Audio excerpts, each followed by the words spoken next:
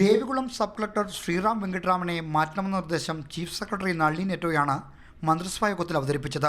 2013 ബാച്ചിൽപ്പെട്ട IAS ഉദ്യോഗസ്ഥരായ 2 പേർ ഇപ്പോഴും sub collector പദവിയിലാണ്. അവർക്ക് കൂടി സ്ഥാനക്കയറ്റം നൽകണമെന്നായിരുന്നു ചീഫ് സെക്രട്ടറിയുടെ നിർദ്ദേശം. ഈ മാനദണ്ഡത്തിൽപ്പെടുന്നത് ദേവികുളം സബ് കളക്ടർ ശ്രീറാമും പെരിന്തൽമണ്ണ സബ് കളക്ടർ ജാഫർ മാലിക്കും. ശ്രീറാമിൻ്റെ പേര് കണ്ടതോടെ അപകടം മനസ്സിലാക്കിയ റവന്യൂ മന്ത്രി ഇ ചന്ദ്രശേഖരൻ തടസ്സവാദങ്ങൾ ഉന്നയിച്ചു. പക്ഷേ മന്ത്രിയുടെ പ്രതിരോധം ദുർബലമായിരുന്നു. മറ്റുള്ള CPM മന്ത്രിമാരാകട്ടെ റവന്യൂ മന്ത്രിയെ പിന്തുണച്ചതുമില്ല. അങ്ങനെ പൊതുമാനദണ്ഡത്തിൽ കുരുക്കിയാണ് ശ്രീറാം വെങ്കിട്ടരാമനെ ദേവികുളം സബ് കളക്ടർ സ്ഥാനത്ത് നിന്ന് മാറ്റിയത്. കൂടെ പെരിന്തൽമണ്ണ സബ് കളക്ടർ ജാഫർ മാലിക്കിനെയും മാറ്റി.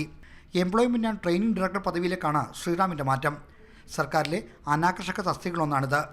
മൂന്നാറിലെ കയ്യേറ്റക്കാർക്കെതിരെ കർശനമായ സമീപനം സ്വീകരിച്ച ശ്രീറാം വെങ്കിട്ടരാമനെ മാറ്റണമെന്നത് വൈദ്യുതി മന്ത്രി MM മണിയുടെയും Devikulam MLA S രാജേന്ദ്രൻ്റെയും CPM Idukki ജില്ലാ നേതൃത്വത്തിൻ്റെയും ദീർഘകാല ആവശ്യമായിരുന്നു.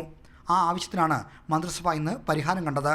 ഹൈക്കോടതി വിധിയനുസരിച്ച് മൂന്നാർ പോലീസ് സ്റ്റേഷൻ പരിസരത്തെ 22 സെന്റ് ഭൂമിയിലെ കയ്യേറ്റമൊഴിപ്പിക്കാൻ തയ്യാറെടുക്കുമ്പോഴാണ് ശ്രീറാമിനെ മാറ്റിയത് എന്നതാണ് ഏറ്റവും ശ്രദ്ധേയമായ കാര്യം.